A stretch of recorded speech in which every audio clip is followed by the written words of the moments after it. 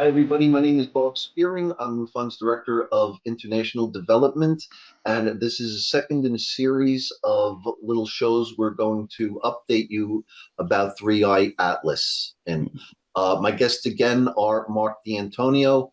Marc is a well-known television personality, astronomer, model builder, runs his own Sky Live tours on clear nights. If you go to the MUFON YouTube channel and you scroll down to the bottom, you can actually see a link to Marc's YouTube page. Marc, what's it called again? Yeah, it's Sky. a the it's Sky Tour live stream, but at the portal website is skytourlive.org. We are a 501c3 nonprofit, you know. But yeah, thank you for that, Bob. Okay, very good. And you're also MUFON's chief photo analyst for us and an astronomer. Greg Cisko, retired after 40 years at Fermilab, IT security, astrophotographer, state section director for MUFON in Illinois, and also an astrophotographer. And I love how he stacks photos of planets and things to make them so much clearer. He's He's a also on man. the photo analysis team for MUFON. So, guys, I want to get into it. It has now come into view from behind the sun. Today, I believe it made its closest pass through our solar system to Venus. So this is Atlas Venus Day. Celebrate, everybody. And I just want your initial thoughts before I post some things to share and get your opinions on. Marc, do you want to start? Yeah, sure. I mean, first of all, uh, any comet that passes the sun is going to be diminished somewhat, right? Now, why do I say comet? Make the assumption it's a comet. Well, and Greg will tell you similarly, I'm sure. But um, the more we see it, the more we observe it, the more comet it is, and the less spaceship it is. And the reason for that is because of what we see coming from it. What's coming from it is stuff that we usually tend to see with comets. We see cyanogen, which is a carbon atom and a nitrogen atom together with another pair. And they're together, that makes cyanogen, which is cyanide. Shh, don't tell anybody. Okay. And the cyanogen is green. So the comet has a greenish hue, as expected. Okay. We also see that there's ions coming off of it, and this makes sort of a bluish component to its light as well. And those ions are normal for comets. We also see an excess of other materials we didn't expect to see, like an excess of nickel in the beginning. Now that the nickel has shown up, now we're also seeing iron showing up, and there's a reason for that we can talk about later, I think. However, as it goes around the sun, a couple things can happen. It can be destroyed. It could go into the sun. This has happened before. Comets have struck the sun. Nothing happens. Or it could be broken apart by the sun's gravity, the close pass. But at the speed it's moving, it's probably not going to break apart. It's going to probably continue as a whole object and head on out.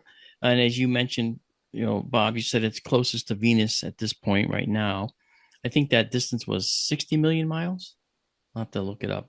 And then it's going to pass Jupiter on its way out. And as far as our remote telescopes, we're going to be putting them on 3i Atlas again. We took a picture back in August of it, but we're going to take pictures of it again after it's passed around the sun. And that'll be kind of cool. So it's doing comet things. It's not doing spacecraft things, but it's very odd. And as we move forward, we can talk about some of those oddities. Okay. Greg? Well, it's odd because it's interstellar, like Mark said. I thought that it would be good to maybe show an animation that I have of the comet's orbit through the inner solar system. So here we go.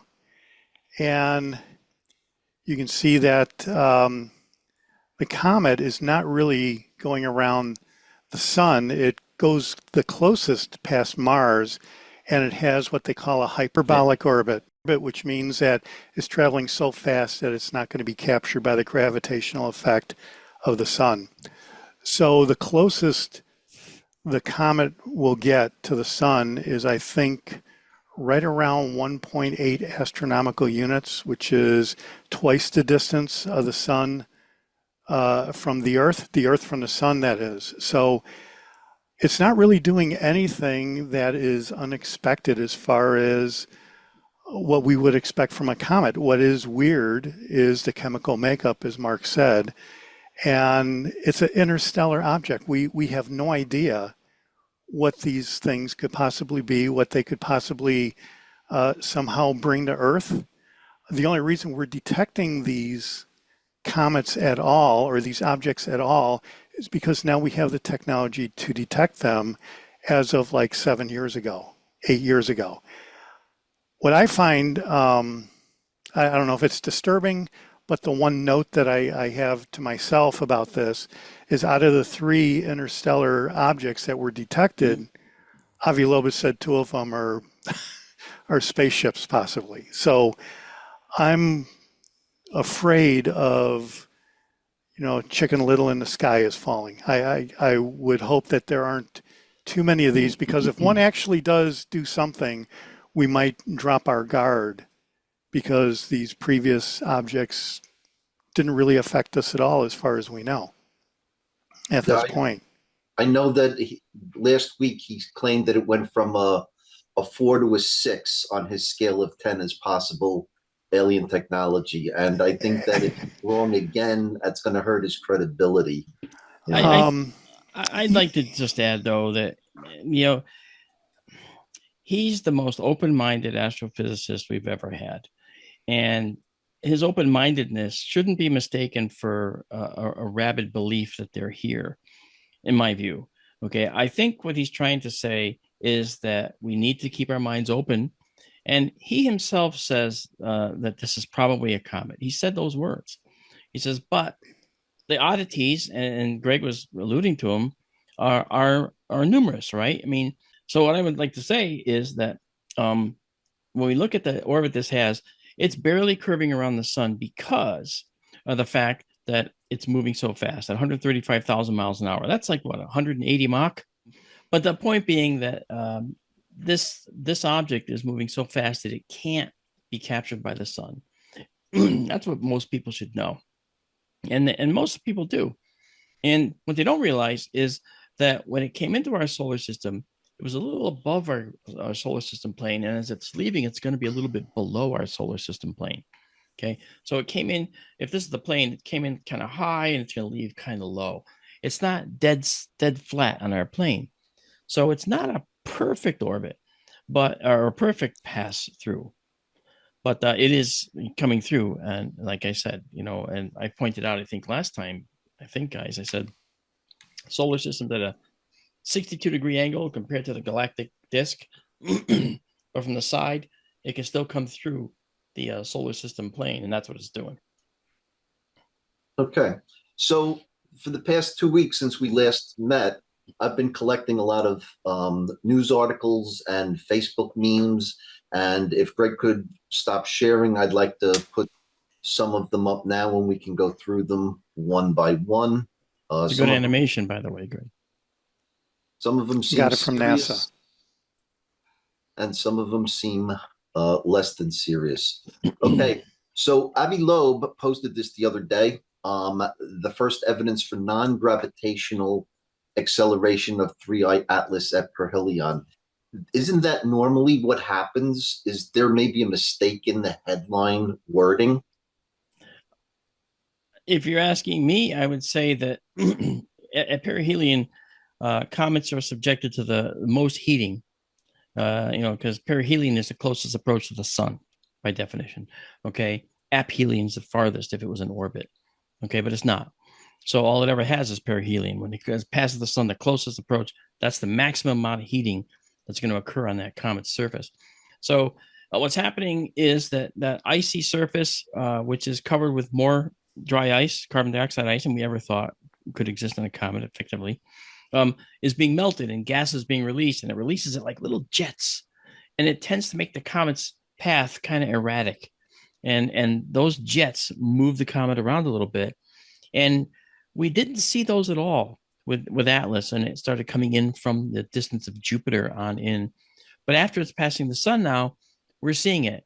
That's because most likely, and it's a guess, but it's probably, as good as anything else, That's because there's a lot of ice on the surface of this comet, and it's liberated a lot of gas, which shoots out like jets in all directions and makes it that erratic path. So maybe a large quantity has come off this comet, and that's why we're seeing this now. That's my thought. Okay. Greg, any thoughts? I have no idea why they would say this. It could be what Mark said, but yeah. I also don't know about the scale of 4 on a scale of 0 to 10, moving it from 4 to 6. I have no idea about that. Last time we left it, we both, all three of us agreed that it's probably a 1 on a scale to 10, and I think you're probably still at 1 each. Am I correct? Yeah, the frustrating thing is it's just a normal comet, and people, it seems, that are unfamiliar with comets are getting all excited and thinking that it's the doomsday machine from Star Trek. Exactly. That's all right. Let's go to the next one. Okay, Professor Brian Keating, who's a well-known professor. That's his bio from Wikipedia. He's writing about Congresswoman Luna asking NASA to release photos or data from its reconnaissance orbiter on Atlas. Is there any reason why NASA might be hiding information about Atlas? Yeah, it's shut down right now. Well, yeah, but I sort of think even if it was not shut down, it would be 50-50 whether we would see any pictures or not. Maybe. I mean, I think that when the Curiosity rover had bored into some stone, it used the rock abrasion tool, and it kind of abraded a light coating off of this rock, this oxidation coating. And what I saw underneath looked to me for all the world like a fossil of something called a crinoid. Now, Mars had a very watery past, and crinoids are watery plants. Okay. Think not the same, but think like a lily pad on a pond that has a stalk. Okay. Well, that crinoid stalk is the thing that was on this rock. It looked just like the ones I have in my back room. I have fossils called mass mortality plates showing hundreds of crinoids that had been squashed flat. And you see this segmented stalk on these crinoids. And by gosh, there was one on this thing from Curiosity. So I started making calls saying, what's going on? Look at this rock. Okay, there's something on this rock that looks very interesting. And the response I got was, it's 22 minutes to get the signal to Mars. And we already told it to continue drilling 10 minutes ago. So that signal's 10 minutes from wiping that away. So it's like, that delay, that time delay caused. So that's an example, for instance, of NASA didn't cover it up, but NASA just didn't expect to find a fossil. And so when they saw this thing, they had already told it to keep going. And when they finally saw it, said, oh, wow, look at that. The signal's almost already to Mars. Yeah, the problem is that NASA's had a history of allegedly hiding things, Yeah. Scrubbing photographs of things in orbit and stuff like that. So, how long was Atlas behind the sun? It went behind the sun. What's it been now? It went behind the sun. October 19th, and it's supposed to come out November 5th or so, something like that. Yeah, I think mostly October 29th it came out. So there was a time period where you couldn't photograph it anyway because it was not from Earth-based telescopes. Correct. Yeah, because of the glare of the sun. Yeah, but SOHO could. Yeah, someone probably has a picture of it that could be released, I think is the point. Yeah, and they're just going to see a fuzzy dot because it first of all, the Mars High-Rise Orbiter, it may not have been able to take a picture. And there was a rumor saying, well, Perseverance took a photograph of it, and you saw this dash in the sky, and that set about a whole conspiracy that it's a cylinder. It did, yeah. It's a time exposure, and it was actually not even 3i Atlas. 3i Atlas was too faint. It was actually of one of Mars' moons, Phobos, probably, and so that didn't go over too well with a lot of the conspiracy people. But I don't know. I mean, high-rise data, I mean, that was October 3rd when it passed Mars at closest. And was high-rise in the right position to take a shot? I don't even know. High-rise is meant to photograph Mars. It's not meant to photograph space. So I don't know whether they could do it. Yeah, whether they could do it or not, or did it, they did have enough time to prepare if they wanted to. Yeah, as well as with Juno. When on the way out, they have plenty of time to have already thought about when it reaches Jupiter, will they use Juno to take a photograph of it? And maybe they will. However, you've also got to remember there's a set of science teams that don't want 1 second of their time taken away. And because they've spent billions of dollars to get this craft there, right? And so they're not, and billions and millions actually on their scientific theses and hypotheses that they want to get, answers to. So it's going to be really hard to pry Juno away for a couple of its orbits, to capture this object moving through. But it is a one-time thing, a one-time option. So will they do it? Yeah, doesn't Hubble have the same constraints as far as being dedicated to taking pictures of certain things? And Hubble was certainly able to take a picture of 3i Atlas. Yeah, but Hubble's lifetime has been extended, over and over. Juno is not. Juno has a lifetime, and Juno is going to be done actually quite close to where we are now. I don't remember the exact date it's going to get deorbited. It's one of those things that I was thinking, I thought Juno was already done. Yeah, no, it's still. There was a deorbit that was supposed to happen, and they're like I mentioned last time. I think they're sending it into Jupiter's atmosphere, so it doesn't affect Europa if there manages to be life there below the crust. And that's us thinking like the Federation in Star Trek, isn't it? Okay. And if we're thinking that way, well, then maybe aliens think that way. So if 3i Atlas was a spacecraft, they would avoid the Earth, but catch information about Jupiter, Venus, the next one in, and Mars, the next one out. Ooh, so you can see why it generates so much excitement. I mean, it's a 0.005% chance that it's going to have that particular trajectory coming in to our solar system. That was definitely an anomalous part of it, is the fact that being interstellar, it could have come at any angle from anywhere, and it just accidentally happened to be on the same plane as the planet's orbits. Yeah, I agree, and I agree with that. And that's a big one, actually. It is, and that's why I had initially said on the 0 to 10 scale, where 10 being known alien, that's why I said it was probably a 4 at one point. And so after I started to see that it had a coma, a dusty cloud around it of material that are outgassing from the surface, and after I heard that they were seeing cyanogen and nickel atoms, I realized, well, okay, nickel should be with iron. We all heard about that. We know about that. But the nickel can show up sooner before the iron, depending on how it's combined with compounds on that cometary surface. As UFO reports come in from around the world, the Mutual UFO Network is there. We continue to explore new cases and build our massive database. We share our information with the world in a number of ways. If you'd like to be part of our investigative team, you are always welcome. Surface. All right, we'll get into that in a little bit. I have a slide coming up. Let's do the next slide. Sure. Michael Salla, all right, is claiming that as it approaches, for reasons not known to the authors, these two scientists, that it's brightening. Isn't that also normal? Yes. As it gets closer, more stuff is going to be outgassed from its core, making a larger diameter coma or cloud of dust around its center. Okay. And just like with stars, the bigger diameter star is brighter to our eyes. That's called luminosity.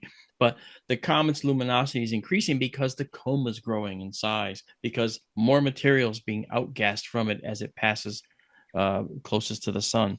So that's a normal thing. It's not an abnormal thing, if that's even true. Greg? Yeah, a lot of this stuff we just don't even really know. We're assuming that when someone makes a statement like that, that uh, it's actually happening. I don't, being on the photo analysis team, we generally don't trust hardly anything. We want to have things vetted. We want to see this. We want to see that. We want to see everything. So Avi Loeb says X.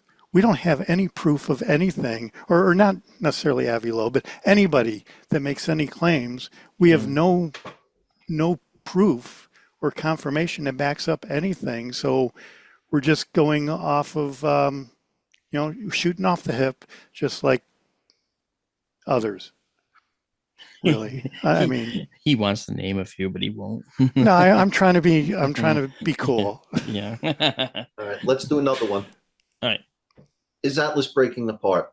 This is the stuff that I'm seeing day after day on numerous Facebook groups, where people not only are saying that it's passing Earth today when it's not, that it's a spaceship when it probably is not, Yeah. but it's got headlights, it's this and that. Is it breaking up? Does it have the possibility to break up, Greg? Not that I've heard. And this is why I stay off of those groups. When I was young and foolish in the 90s, I used to participate in flight simulator groups, and there were flame wars aplenty, let me tell you.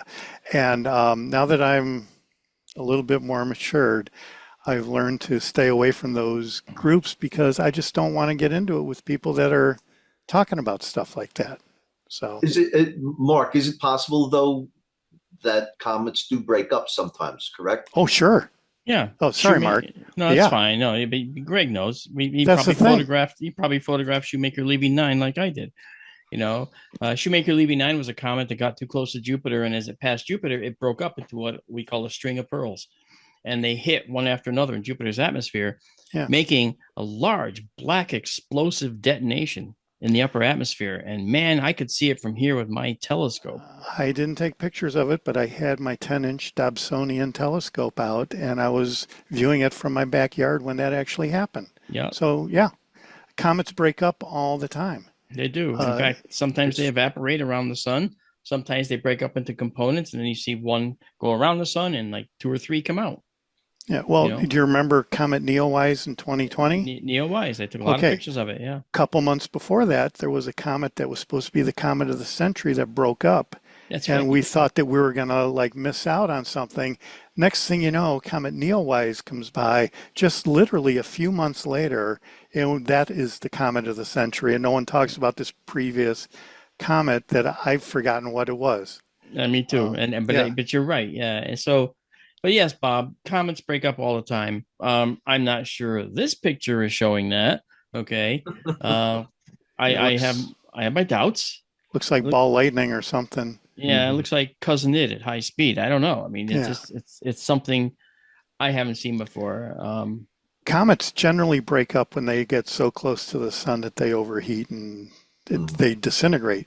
3i Atlas is not anywhere near close enough to do that at the speed it's going. As you saw from the animation, it's nowhere near.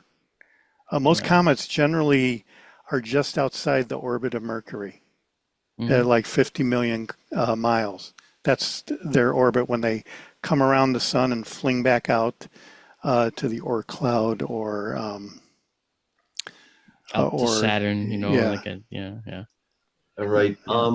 Greg, you mentioned Dobsonian. Yes, I did. Okay. This is from UFO Hunters. Just saw a good picture of 3i Atlas. It is not a comet. It has 6 headlights and no tail. Watch Dobsonian power. First of all, what is Dobsonian mean? It is an invention of John Dobson. He created a mount that you could put gigantic reflector telescopes on, and it's like an alt-azimuth mount. It's got like a Lazy Susan with an up and down, and you can control it manually, and they are very inexpensive, and they're great for beginning astronomers. And like I said, very inexpensive, and it was invented by John Dobson, and a lot of people, I think at the time, were kind of hard on John Dobson, but he's become a legend. Exactly. And and they're big light buckets is what they are. Yeah. and they give people just getting into I have one out in my shed here, an 8-inch, Dobsonian. Everybody should have at least one. They're good telescopes. So yeah, they can be computerized and all that as well. In fact, my producer for Sky Tour Radio, Bill Skywatcher, has a mechanically adapted computerized Dobsonian telescope. So they can do it. They can do the job. It's pretty cool. But they do have that feature where they can have a gigantic mirror, and the more mirror you have, the more things you can see, the brighter they'll be. Okay, the fainter things you can see, the more detailed things you can see. And so Dobsonians are great to have if you're just starting out. Yeah. Okay, so can a Dobsonian telescope show that Atlas has 6 headlights, or are we just talking about gas emissions as it got close to the sun? Generally, no, because Dobsonians are not really intended for high power, like for planetary imaging or anything like that. They're low power, they're light buckets, like Mark said, and they're basically for deep sky objects, primarily. Okay. You can use some of them for planetary viewing. One of my cases was a Google Loon balloon. That guy had a Dobsonian telescope that he put his phone next to the eyepiece and took a picture of it. So that was a pretty high magnification image of the Google Loon balloon. But in general, Dobsonians are more the bigger ones, the beyond 12 inches in diameter. We start getting a huge aperture, like 24 inches, 16 inches. Those are more for deep sky objects. Okay. All right. I want your opinion on the next picture. I have my opinion on what it is. Can you see that? Yeah, electric toothbrush or Dremel tool. I thought it was the accentuator that the chiropractor snaps on your neck. Yeah, it's one of those photos that's been inverted in Photoshop. Okay, yeah. So it's safe to say this is not Atlas. Oh, absolutely. Okay, next one. Yeah. All right. We talked about this earlier. It's turning blue, and that, I guess, is because of the chemical composition that you talked about earlier. You mentioned nickel, and you mentioned that now you're starting to see iron as it's come out from behind the sun. Yeah. You see, one of the things with comets is we have what's called a nickel iron ratio. Okay, Ni over Fe. Okay, and the nickel iron ratio typically is something that we see with comets. We have a variety of compositions of comets, of course, but the nickel iron ratio is pretty standard and understood. This guy only showed us nickel with no iron, and that was strange until astronomers started to think about what nickel could be bound up with that is also on a comet that could make it show up first before the iron. And that something was another compound that we do see on it called carbon monoxide. That's a carbon atom and an oxygen atom. Okay, CO. Now, that's a group, okay? And those groups can attach to nickel.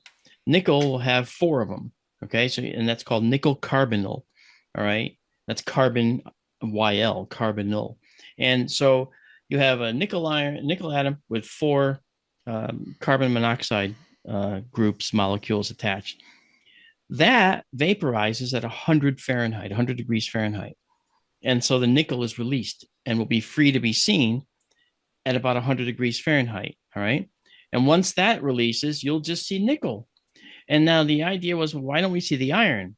Well, the idea there is that the iron is bound up with carbon monoxide as well in something called iron pentacarbonyl. 5 carbon monoxide molecules attached to an iron atom. And that doesn't vaporize until 200 degrees Fahrenheit. So we didn't get to see the iron until the comet started to warm up more. And that could explain it. I didn't say does explain it, I said could explain it. It's still a puzzle right now, and I'm sure there's going to be scholarly papers on nickel and iron carbonyl groups that could have been inside of 3I Atlas. That's going to be years of data to come. Okay. All right. Let's do the next one. And we talked about this before. Today is when Atlas makes its closest approach past Venus, and this was posted yesterday on Facebook. An expert, quote unquote, wants the public to brace themselves as a mysterious alien spaceship is expected to reach Earth tomorrow. And I just want to clarify. Who's the expert? Yeah, who's the expert? And I just want to clarify for the audience, the closest it's going to come to Earth is going to be on December 19th. Today was as close as it came to Venus. So this expert had the wrong planet. Okay. Yeah. And when it's close to Earth, it's going to be 720 times the distance of the moon and 170 million miles from the Earth. Just for the record. All right. I did come across a website that was legitimate and putting out a lot of good observational data on Atlas. And this is for the audience, www.3iatlaslive.com, no backslash after the I. Really good scientific data. Instead of going to Facebook, this is a website that people should be going to find out what's really going on with this object, this interstellar object. All right, we're coming to the end. I want to get into why this is so popular with people, conspiracy theorists and UFO buffs alike.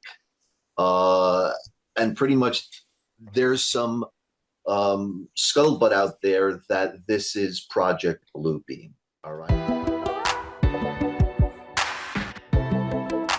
MUFON is a mutual UFO network.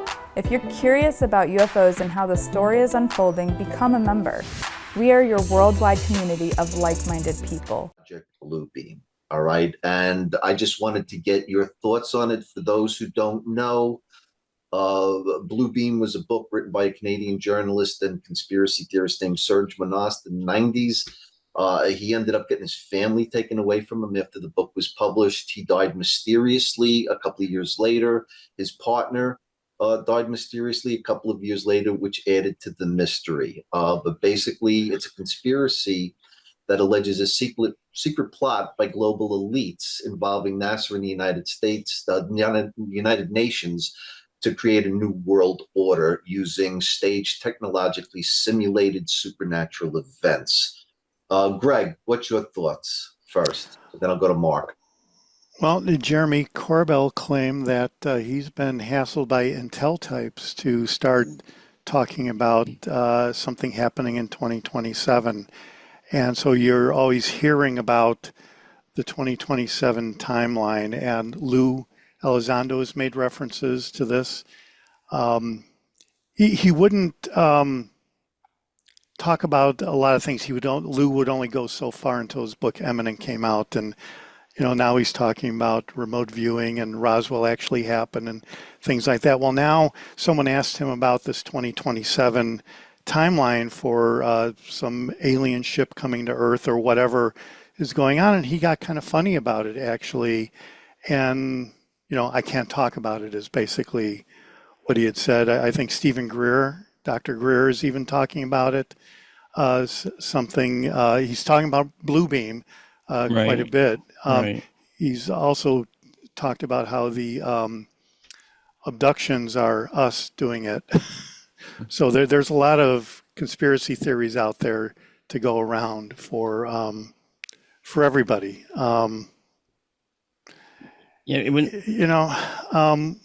So now people are saying that maybe Avi Loeb is part of the Project Blue Beam thing because he's putting the connotation of alien spacecraft to this object, and it's close to 2027. So, I don't know. This conspiracy theories out there. A lot of it sounds to me like QAnon. It's kind of like nonsensical. But then with Lue, not really wanting to talk about it when you would think it would be something that he would certainly talk about in light of everything he did talk about in Eminent. I guess I'm not really sure what to think, but I think that's the fervor that's driving a lot of the excitement about 3i Atlas, or people just are looking for clickbait? Mark? People thrive on clickbait. One of the things I would say, what you mentioned too, it's very likely, impossible, I should say, that Lue not saying that he wants to talk about it is Lue's way of saying, I don't know what you're talking about. Okay. He may not have had the knowledge to answer that, but he wants to beg off of it because that's the way to cover without sounding like you don't know what you're talking about. If you see the interview, I don't think that, I certainly didn't get that impression from like looking at facial expressions of him answering the question. Well, I did see, again, the reason I say things like that is because I saw him recently holding up photos of a disc with a shadow underneath it. And when I flew to Phoenix the last time, Phoenix, I photographed an exact same thing. I photographed a disc with a shadow underneath it. It was actually two irrigation fields next to each other, one light, one dark. Okay. But he was holding it up and touting that as a UFO, and then that's not even true. We even know the location of it. He should probably stop showing UFO pictures at this point. I think he should. And then, and there's other people in the industry that are saying they have all this incredible inside knowledge, right, of what's happening in 2027. Just in time to say, well, nothing's happening, but guess what? In 2029, we have Apophis, and that's what's happening, and then it'll be Apophis in 2029, which, by the way, is not going to hit us, but don't tell them that. Okay. They need to have the clicks. So, we get a lot of that, Bob, and that's just what we get with this whole, the Facebook world, social media. And the reason why this one inflated to what it was, because there was an open-minded astrophysicist at Harvard that said it might be alien. That started the ball rolling. Yeah. Now, he never actually has said it's alien. Does anyone realize that? He's never said it's alien. He said it has interesting anomalies that would be something that aliens might do. But he's not saying it's alien. He's just drawing the parallels. And he's right to do it. He's right to do it. I don't fault him for it. I just fault people for taking it and running with it and then trying to get clicks off of it. All right. But it's all right. Because in the end, it's going to come and go. It's 3i. It's the third interstellar object. That's what the I is. Oumuamua came and went, and we only saw it when it went. Okay. We didn't even catch it when it got here. And the other thing, too, I want to mention is then we had 2i Borisov, which is a comet found by Gennady Borisov. All right. And now we have Atlas. So now we have an established program to find these near Earth objects, these near objects that could pose a threat potentially.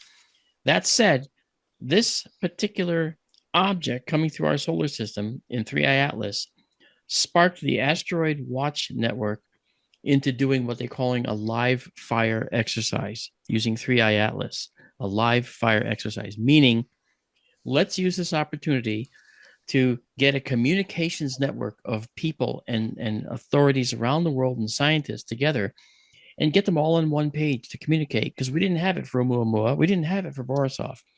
But because this is the third object in just a few years to come whizzing through our solar system at high speed, I think it's important to actually come up with a way to deal with them if we have to.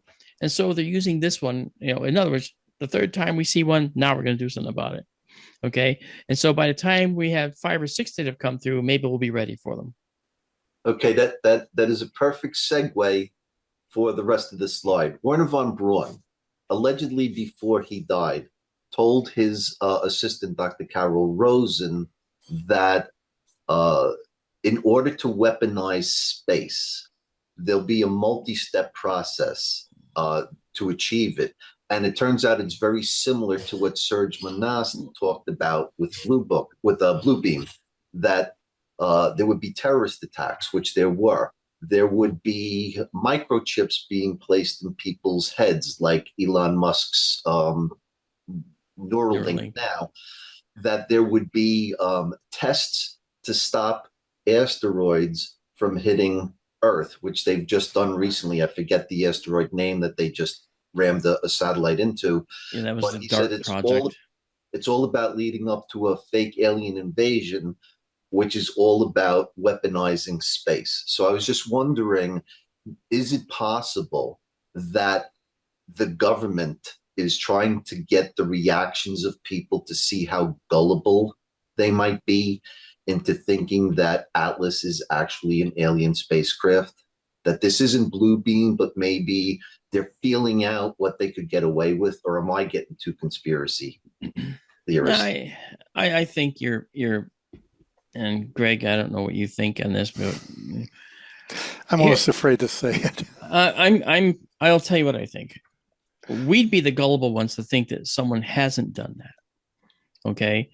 Certainly there's someone trying to, remember, never let a good crisis go to waste, right? Exactly.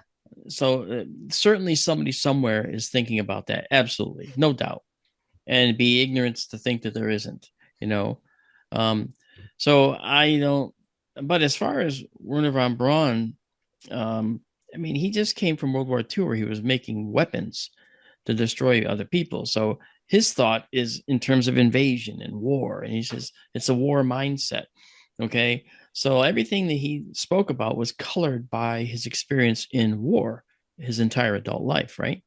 Or most of his adult life. So, in the war effort. So clearly his thoughts are going to be very different from the Werner von Braun of today. Okay. And if the Werner von Braun of today is someone like Elon Musk, well, he's not thinking along this line at all. He's thinking very differently. He's thinking of going to Mars. He's thinking of ways to, mine the moon and do things there and, get industry involved too. So he's thinking of ways to further humankind while lining his own pockets. And I don't begrudge him that, but I do think that it's important to see that, if we don't have a war to enhance our technology and create new technologies, which is what we've always done. World War II created many new technologies. Okay. Then we have peacetime to do it in. And how do we do that? We do that by using the other driving factor, and that's economics. Drive the population with promises of a better economy, better profit. The Ferengi rules of acquisition are in play here, guys. So that's really what we're doing, I think, is we're using the rules of economics and the fact that people want to succeed and build a business. And that's going to drive us to Mars and beyond. All right. I got one more slide, and I think this might be the most important question I have to ask for the entire night. Oh, I'm so scared. Yeah. Is 3i Atlas coming to Earth to retrieve the boogosphere? Yes or no? Of course it is. Of course it is. No. Yeah, if you believe the boogosphere is real. Oh, look at it. See, even I purposely went out of focus here. See, the aliens did it to you, Mark. I went out of focus, oh, yeah. Okay, just because I don't even know if I believe the boogosphere is real. Okay. All right.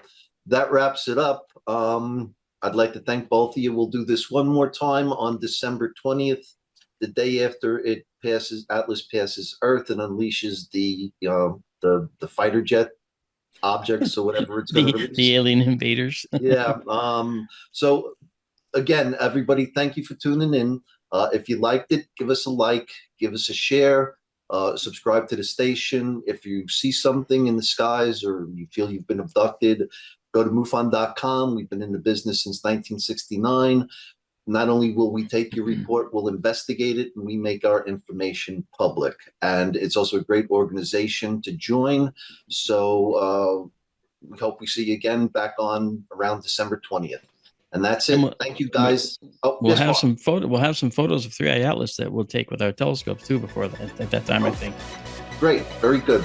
All right, guys. Thank you very much. I appreciate it. And I'll see you again in a few weeks.